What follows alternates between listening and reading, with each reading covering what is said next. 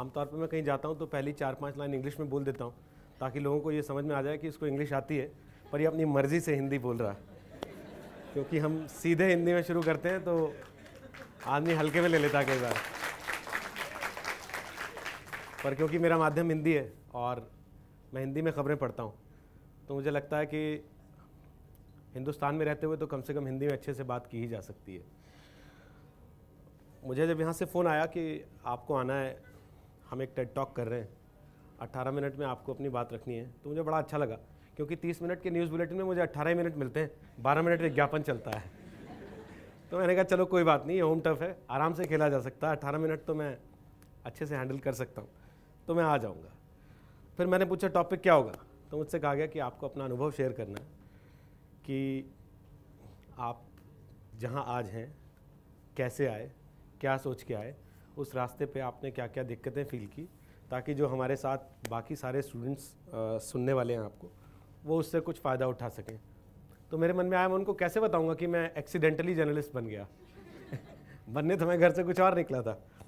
Anyways, dates back around 1997। तब मैं theatre करता था और मेरे मन में था कि टीवी पे आना है, कुछ भी हो टीवी पर आना है। तो मैं थिएटर करने लगा। उस वक्त एक्टिंग का बहुत शौक़ था और करते करते करते करते 3 साल जब ग्रेजुएशन किया तो सब लोग कहने लगे कि तुम अच्छे एक्टर हो। ठीक है, एनएसडी जाते हैं, फिर तो हर अच्छा एक्टर तो वहीं जाता है। तो फिर मैंने एनएसडी का टेस्ट दिया। एनएसडी का टेस्ट देने के बाद 1-2 राउंड क्लियर भी हो गए। 1-2 राउंड क्लियर हो गए तो मैं एक ऐसे राउंड पे आ गया जहाँ से वो फाइनल सिलेक्शंस करते हैं अपने, पूरे देश भर से 16-17 लोगों को लेते हैं। उस फाइनल सिलेक्शन राउंड में जब मैं आया, साल 2000 में कोई बहुत ज़्यादा टीवी कलाकारों की इज्जत थी नहीं। आज तो फिर भी टीवी सीरियल्स में जो काम करने वाले लोग हैं वो स्टार्स माने जाते हैं। उस समय तक केवल फिल्म में आने वाला ही स्टार होता था और टीवी के कलाकार की कोई बहुत ज़्यादा सम्मान था नहीं देश के लोगों की नज़र में, उन्हें ऐਵੇਂ ही समझते थे। तो मेरे बड़े भैया जो थे वो इंजीनियर थे, कंप्यूटर इंजीनियर। उन्होंने मेरे से पूछा, उन्होंने कहा कहाँ जा रहे हो? मैंने कहा मैं एनएसडी जा रहा हूँ। तो उन्होंने कहा ये क्या होता है? तो मैंने कहा जी नेशनल स्कूल ऑफ ड्रामा। तू ड्रामा करेगा? यहाँ कम करता है जो वहाँ जाके और करेगा। तो मैंने बोला, मैंने कहा कि ये ड्रामा जो आप समझ रहे हो उस तरह का ड्रामा नहीं है, ये एक्टर बनाते हैं और एक्टर बनाने के बाद फिर आप फिल्मों में आ जाते हो, सीरियल्स में आ जाते हो, तो आपके लिए बहुत सारे करियर ऑप्शंस खुल जाते हैं। तो मैं सोच रहा हूँ कि मैं भी आगे ऐसा ही कुछ करूँगा। ओहो, तो तू बांड बनेगा? यही रह गया था, पढ़ाई कर लेता थोड़ी, इंजीनियर बन जाता। तो आई वाज शॉक्ड। मुझे लगा ये तो बड़ा गड़बड़ हो गया। इस बारे में तो मैंने सोचा ही नहीं था कि यहाँ कोई इज्जत तो करेगा नहीं अगर मैं टीवी सीरियल में आने लगा तो, क्योंकि ये तो मुझे पता था कि मेरी जो हाइट और बिल्ट है उसमें मैं फिल्म का हीरो तो नहीं बन सकता। बनूंगा तो किसी टीवी सीरियल में कलाकार ही बनूंगा, और फिल्म में आया भी तो भाई किसी का भाई बन गया, किसी का दोस्त बन गया, वहीं तक सीमित रह जाऊँगा। खैर, घर से ये लेसन लेने के बाद मैं जब एनएसडी पहुँचा तो वहाँ का एटमॉस्फेयर थोड़ा डिफरेंट था। कल्चरली मेरे लिए एक बहुत बड़ा शौक था, तो मैं वहाँ से भाग गया। 7 दिन की वर्कशॉप थी, मैं तीसरे दिन भाग आया। और भागने के बाद वापस घर आके मेरे फादर ने मुझसे पूछा, अच्छा तो तुम यहाँ से भी भागा है? क्योंकि मैं सब जगह से भाग ही आता था।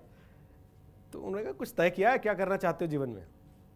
तो ये वही वाली फीलिंग थी जो ऋतिक रोशन को आती है ना लक्ष्य फिल्म में, जब उसकी गर्लफ्रेंड अचानक उससे पूछ देती है कि भाई तू करना क्या चाहता है जीवन में, ये तो बता। तब मुझे लगा कि यार मैं करना क्या चाहता हूँ। मैंने अपने आप से बात की तो मुझे पता लगा कि भाई करना कुछ भी, आना तो मुझे टीवी पर ही है।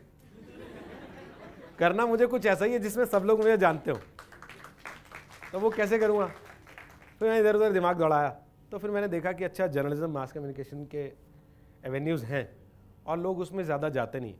अच्छा, मैं तो हरियाणा से आता हूँ और पीजी तक मैंने हरियाणा से किया है। हरियाणा की तो एक बहुत बड़ी समस्या है कि वो अंग्रेज़ी की उनसे दुश्मनी रहती है और हिंदी से दोस्ती हो नहीं पाती, तो 90% काम हरियाणवी में चलता है। और उस 90% काम हरियाणवी से चलने का मतलब यह है कि बहुत बार तो आपको बात पूरी कहनी भी नहीं पड़ती, इशारे में ही सामने वाला आपके लिए सीट छोड़ देता है, रास्ता छोड़ देता है, गाड़ी हटा लेता है, तो अपना काम चल जाता था। तो मुझे लगा सबसे पहले तो अच्छा भाषा पे काम करना पड़ेगा, कोई बात नहीं। तब से फिर मैंने अपनी भाषा पे काम करना शुरू किया कि कम से कम जब मैं मुंह खोलूं और मैं नहीं बताऊं कि मैं हरियाणा से हूं, तब तक किसी को ये समझ में नहीं आना चाहिए कि मैं हरियाणा से हूँ। उसके पहले तो क्या होता था कि मुंह खोलते ही पता लग जाता था कि अच्छा आप हरियाणा के हैं। तो हम भी कहते हैं हाँ जी हरियाणा के हैं। तो वो कहता था ना हाँ पता लग गया, आपको बताने की ज़रूरत नहीं है। तो मुझे लगा कि सबसे पहले मुझे वो साफ़ करना है अपने उससे, और साथ साथ क्योंकि जर्नलिज्म में जाना है तो मुझे बाइलिंगुअल होना पड़ेगा, मुझे 2 भाषाएं कम से कम आती होनी चाहिए। हरियाणवी आना या पंजाबी आना वो आपका एक एडिड एडवांटेज होगा, लेकिन आपको हिंदी और अंग्रेज़ी आनी चाहिए। फिर मैंने अपनी भाषा पे काम करना शुरू किया, और करते करते 2 साल जब मैं पीजी करने के लिए यहाँ से हिसार गया, कुरुक्षेत्र से अपने घर से, पहला मेरा अपने घर से बाहर का अनुभव था। वहाँ जाने से पहले मैं अखबारों में लिखना, कुछ चिट्ठियाँ छप जाना, कहीं आर्टिकल छप जाना, कोई कहानी छप जाना, वो सब करता रहता था। अपना पूरा एक पोर्टफोलियो बना लिया था मैंने। छोटी छोटी चीज़ें थी, लेकिन कटिंग चिपकाते चिपकाते बहुत सारे पेपर्स हो गए थे। जब मैं वहाँ पहुँचा पीजी करने के लिए, तो मेरे टीचर्स ने पहले दिन पूछा कौन क्या करने आया है। तो पत्रकारिता क्लास में तो सब लोग क्रांति करने ही आते हैं, सब कहते हैं भाई हमको समाज बदलना है। तो 29-27 बच्चे थे। टीचर ने सबसे पूछा हाँ हाथ खड़े कर करके बताओ क्या करना चाहते हो। तो सब ने यही कहा कि भाई हम समाज को बदलना चाहते हैं, हम क्रांति करना चाहते हैं, जो कुछ हो रहा बड़ा गलत हो रहा है, हम इसको बदल देना चाहते हैं। मेरा नंबर आया। नंबर क्या आया, उन्होंने मेरे से बोला भाई तुमने हाथ नहीं उठाया। तो मैंने कहा सर ये जो कर रहे हैं मैं तो इतना नहीं कर सकता। बोले तो तुम जर्नलिज्म में किस लिए आए हो? मैंने कहा जी मुझे टीवी पे आना है और मैं चाहता हूँ कि मैं अपने घर से बाहर निकलूँ तो हर आदमी मुझे जानता हो। जब मुझे हर आदमी जानता होगा उसके बाद मैं सोचूंगा ना कि मुझे दुनिया बदलनी है कि नहीं बदलनी है।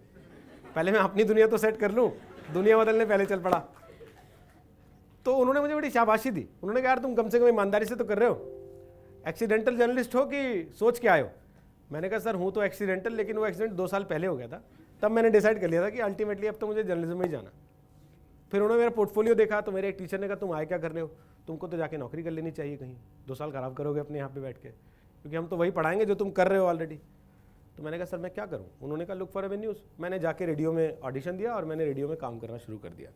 तो मैं सुबह से दोपहर तक क्लास अटेंड करता था, दोपहर बाद की क्लासेस मिस कर देता था, रेडियो में जाके ड्यूटी करता था 2 बजे से लेकर रात को 11 बजे तक। वहीं किसी से इंटरव्यू करते हुए एक दिन सिटी केबल ने मुझे कॉल किया और उन्होंने भी मुझे अपना शो दे दिया।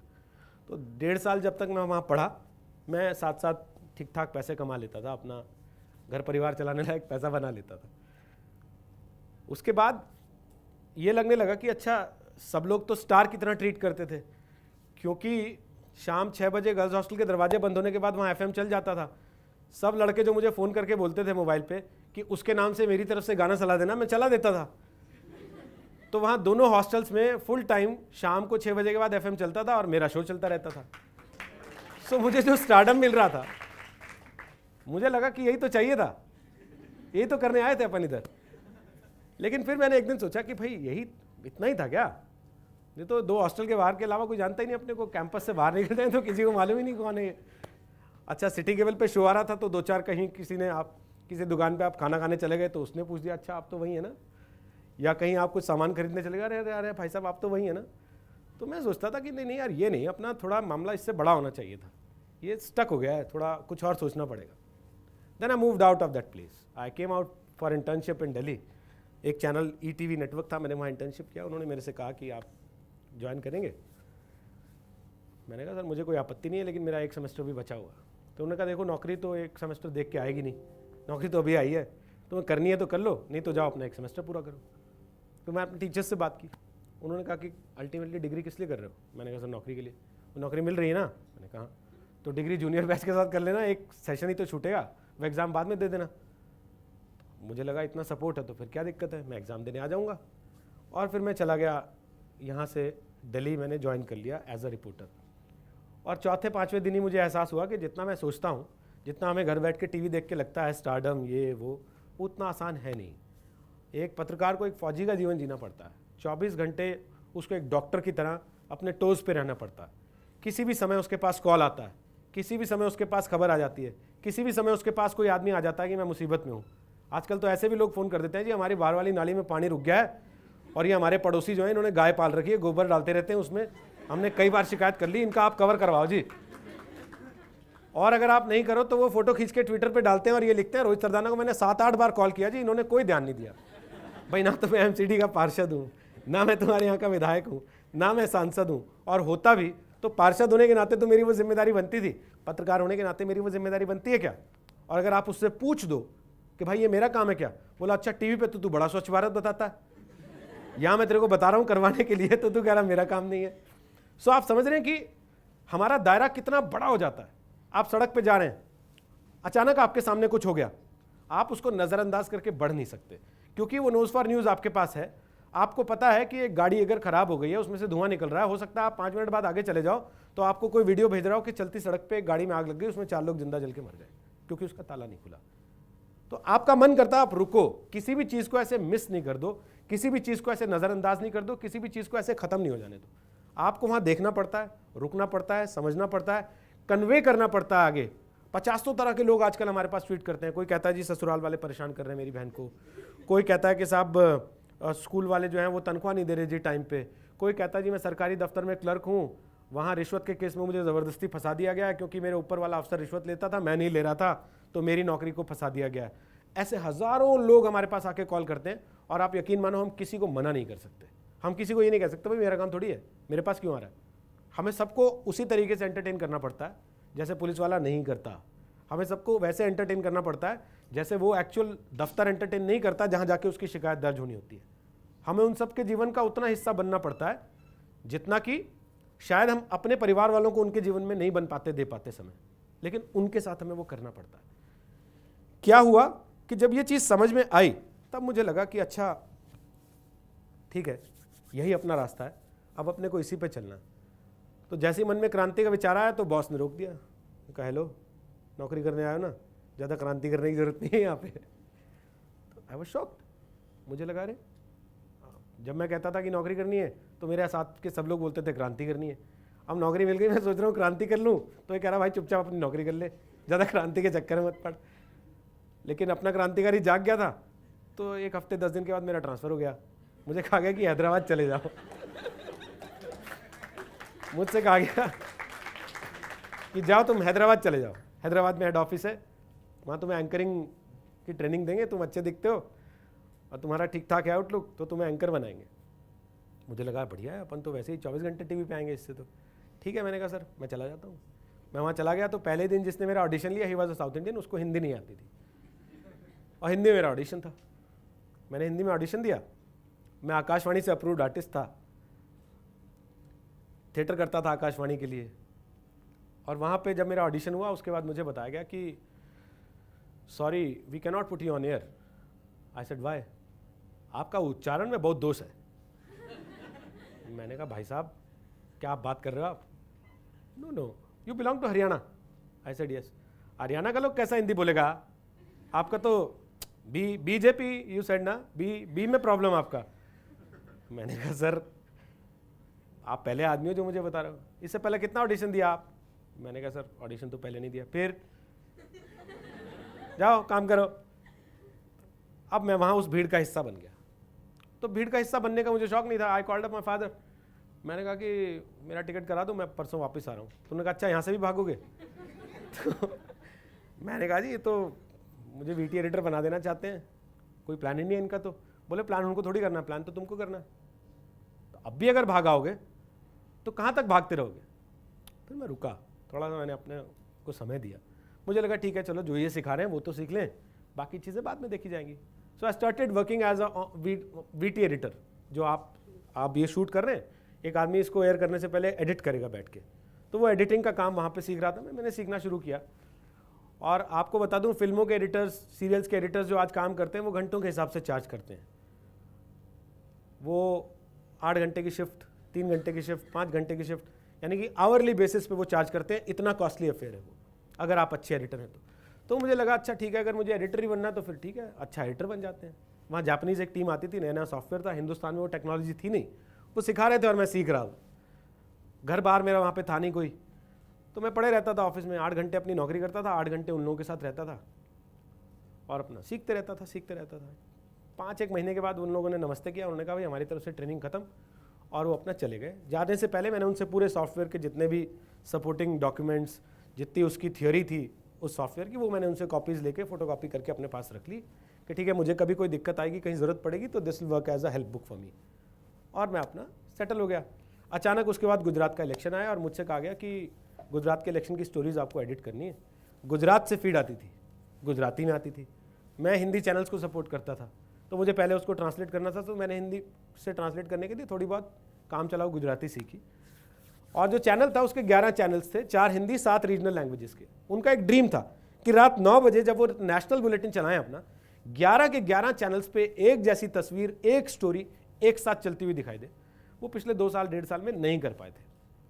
तो मैंने क्या काम किया, मैंने गुजराती सीखी, उसको हिंदी में ट्रांसलेट किया, स्टोरी को इंग्लिश के हिसाब से एडिट किया, सबको सिमिलर स्टोरी भेजी विद सिमिलर स्क्रिप्ट, और सबको कहा आप अपनी अपनी लैंग्वेज में ट्रांसलेट कर लो, केवल वॉइस ओवर चेंज कर दो, जो आपने बाइट्स लगाई हैं बीच में उसका ट्रांसक्रिप्शन अपनी अपनी लैंग्वेज में डाल दो।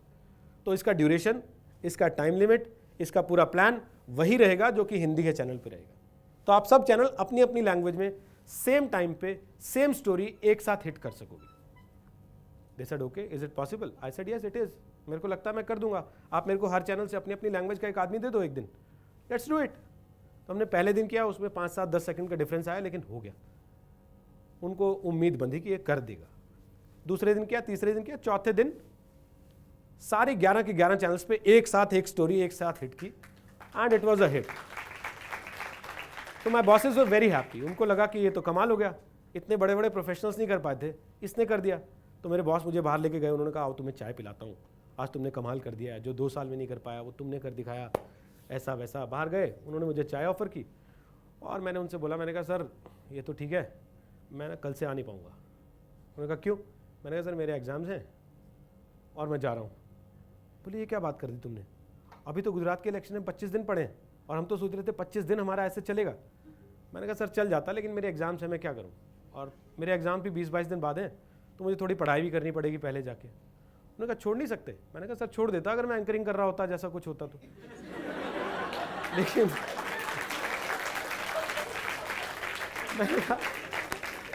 मैंने कहा यार ये पर्दे के पीछे बैठ के ये करने के लिए मैं अपनी डिग्री थोड़ी छोड़ दूंगा। एंड मेरी सैलरी कितनी थी मालूम है? मेरी सैलरी थी वहाँ पे, स्टिपेंड था 3200 रुपये। मैंने कहा सर ये 3200 रुपये में से टैक्स भी काट लेते हो आप, TDS VDS टाइप का, मेरे हाथ में आते हैं 2900 रुपये।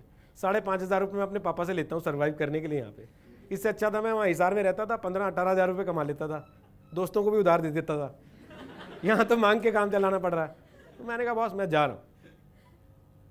उन्होंने कहा तू सोच ले। मैंने कहा मैंने सोच के ही बताया आपको। तो उनको लगा अभी थोड़ा दिमाग में इसके फितूर है, कोई बात नहीं, बात कर लेंगे, कल बात करेंगे। उन्होंने कहा, मैंने कहा ठीक है। कल आए नहीं वो, मैं ऑफिस ही नहीं गया, स्टोरी ड्रॉप हुई। वो 12 बजे ऑफिस में रहते थे, 9 बजे का बुलेटिन हिट हुआ। जब स्टोरी ड्रॉप हो गई 9:30 बजे उन्होंने अपनी गाड़ी उठाई और सीधे मेरे घर आके दरवाज़ा पीटना शुरू कर दिया। उन्होंने दरवाज़ा खोला तो मैं और मेरे 2-3 दोस्त, हम तीनों शॉर्ट्स और बनियान में अपना पड़े हुए टीवी देख रहे थे वहाँ पे। तो उन्होंने कहा ये क्या कर रहे हो तुम लोग? मैंने कहा सर छुट्टी मना रहे। तुमको पता आज कितना फकअप हो गया? मैंने कहा सर मैंने तो कल ही बताया था मैं आऊँगा नहीं, आपको मेंटली प्रिपेयर रहना चाहिए था। और मैंने कहा था कल बात करेंगे। मैंने कहा तो आइए ना, आ गए हैं अब आप बात करते हैं। तो तुमको पता है तुम क्या कर रहे हो, तुम अपना करियर तबाह कर रहे हो। मैंने कहा सर कौन सा करियर? ये 3200 रुपये तो मैं अपने पापा को बोलूँगा, वो वैसे ही ऐड कर देंगे 5000 में, और क्या बात कर रहे हो आप? मैंने कहा मैं उनसे बता दूंगा कि भाई मेरी बाइक में ज़्यादा तेल लगने लग गया है, तो फाइनली उनको देने ही पड़ेंगे, नहीं तो वो सिटी केबल रेडियो वो तो वेट कर रहे हैं मेरा। बोले तुम जीवन में उसी में रह जाओगे। मैंने कहा सर कम से कम पर्दे के पीछे तो नहीं रहूँगा, मेरी आवाज़ सुनाई देती है, शाम को मेरे दोस्त ताली तो बजाते हैं, यार तूने गाने बड़े अच्छे चलाए थे, ये तो कोई मतलब नहीं हुआ। तो उन्होंने कहा इसका हल क्या है? मैंने कहा इसका हल ये है, मैं 4 बजे से 12 बजे तक आपके लिए काम करूँगा ऑफिस आके, रात 12 बजे से सुबह 8 बजे तक अपने लिए काम करूँगा, you will let me anchor. रात 12 से सुबह 8 तक तो आपका कोई बॉस नहीं देखता टीवी, आप ही देखोगे, अगर कभी देखोगे मजबूरी में तो, आप भी नहीं देखोगे आमतौर पे, तो मेरी प्रैक्टिस हो जाएगी। उन्होंने कहा ठीक है कल ऑफिस आओ, कल बात करते हैं। मैंने कहा पक्का? मेरा सामान बंधा हुआ है, मेरे को खोलना पड़ेगा। तो उन्होंने कहा नहीं तुम सामान खोल दो, तुम कल ऑफिस आओ। मैं अगले दिन ऑफिस गया 4 बजे, तो मुझसे मिले। उन्होंने कहा कि मेरी भी एक शर्त है। मैंने कहा क्या? बोले तुम डबल शिफ्ट में काम नहीं करोगे, 12 से 8 की शिफ्ट करने की जरूरत नहीं है, तुम 4 से 12 में ही काम करो, तुम 10 बजे 11 बजे 12 बजे एंकरिंग करो, लेकिन आज ही से होगा वो, और पहला बुलेटिन लाइव होगा, कोई ट्रायल नहीं होगा उसमें। तो मैंने कहा आप ये क्या बता रहे हो कि मैं डर जाऊंगा इससे? मैंने कहा मैं तो बचपन से ही करता आया हूँ, मैं तो वेट कर रहा हूँ कब आप मेरे को कैमरे के आगे बिठाओ, मैं तैयार हूँ। मैंने कहा टेलीप्रॉम्प्टर? मैंने कहा सर मैं दूसरों के लिए चलाता हूँ, अपने लिए भी चला ही लूँगा। तुम्हें आता है? मैंने कहा सर आप एक बात बताओ, आपके जो एंकर दिन भर एंकरिंग करते हैं उनके बाहर बैठ के टीपी कौन चला रहा है यहाँ बैठ के हाथ लगा लगा के? मैं ही चलाता हूँ ना, कब बेचारे को तेज करना है, कब धीमे करना है। मैं कहता मैं उनके लिए कर सकता हूँ तो अपने लिए तो कर ही सकता हूँ। उनको लगा कि अच्छा ये तो चैलेंज भी लेने को रेडी है। बोले पक्का करोगे? मैंने कहा सर आप टाई कोट दिलवाओ, मैं तैयार हूँ, मेरे पास टाई कोट नहीं है। तो उन्होंने कहा ठीक है 9 बजे हम मिलेंगे, तुम आज ये स्टोरी हिट कराओ टाइम से, फिर हम मिलते हैं। ठीक है, 9 बजे स्टोरी हिट हुई।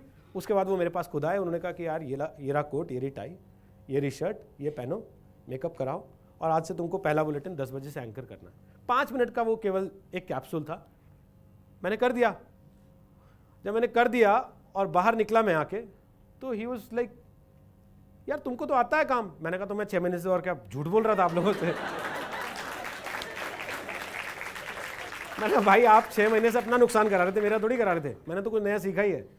मैंने कहा बाहर जाऊंगा तो इसके एक्स्ट्रा पैसे लूंगा मैं, जो यहाँ सीख लिया मैंने। तो ये तो मेरा काम है बेसिक, जिसकी मैं ट्रेनिंग लेके आया हूँ। आप लोगों ने 6 महीने वेस्ट किए। तो इसे नहीं नहीं नहीं नहीं, अब तुमको कोई टेंशन लेने की जरूरत नहीं है, कल से ही you will be paid for this anchoring. आप 3200 रुपये जो आपकी सैलरी है वो तो रहेगी रहेगी। आप जो दिन के बुलेटिन्स पढ़ेंगे उसमें मल्टीप्लाई करते जाइएगा 400 से, जितने बुलेटिन्स आपके नाम आएंगे वो 400 से मल्टीप्लाई करके आपकी उतनी इनकम होगी उसकी।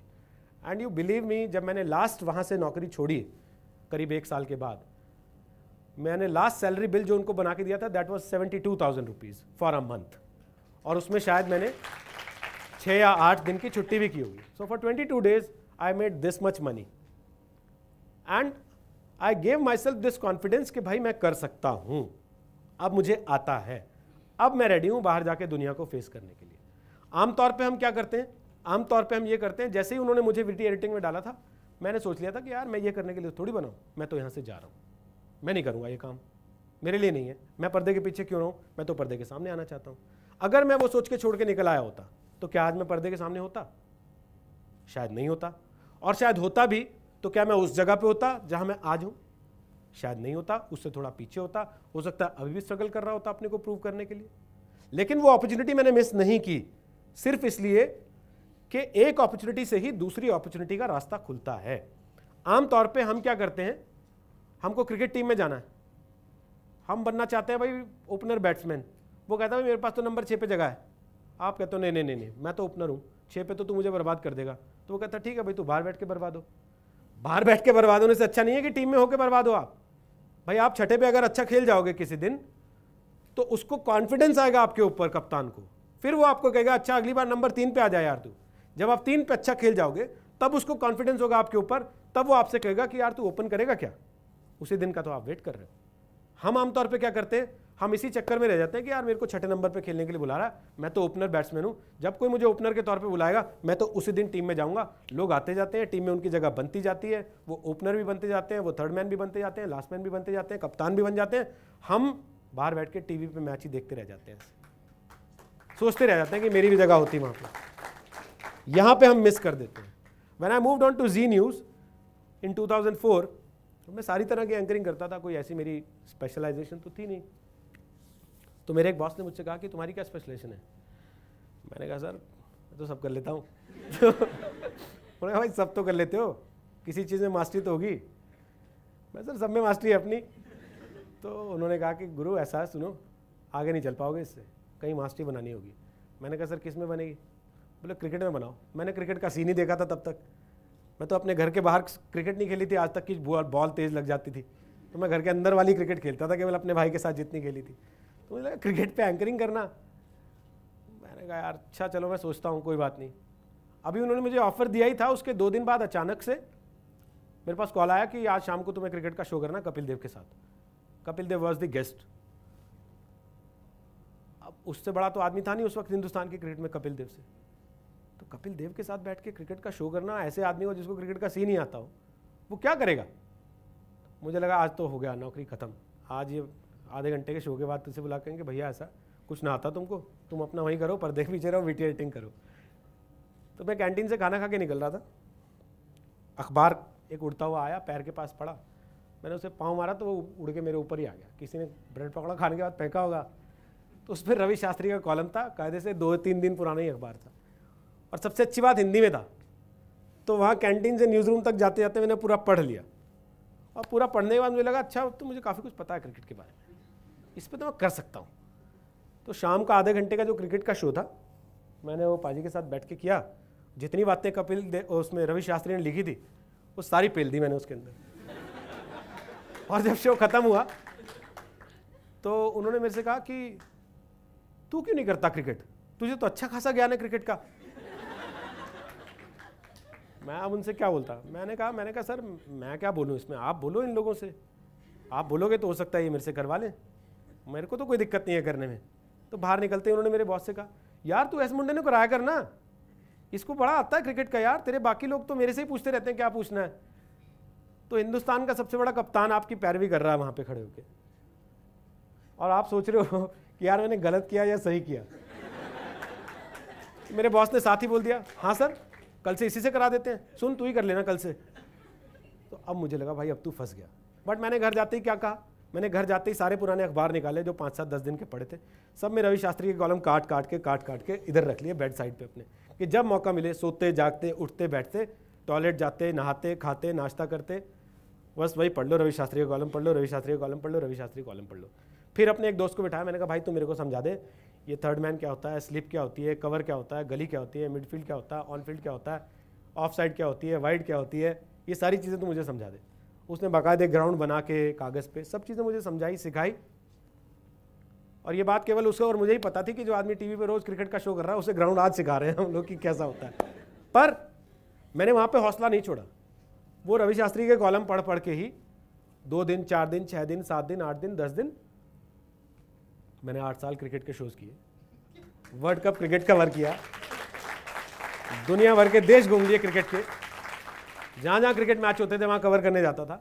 और आपको यकीन बताऊँ, पहली बार जब मुझे सड़क पे किसी ने आके रोका, मैं कॉम्जम रेस्टोरेंट में खाना खाने गया था रात में निज़ामुद्दीन पे, तब नया नया खुला था, बहुत क्रेज़ रहता था उसका, बहुत भीड़ होती थी वहाँ, तब उसकी इमेज इतनी ख़राब नहीं थी जितनी आज ख़राब है, लोग परिवार के साथ भी आते थे।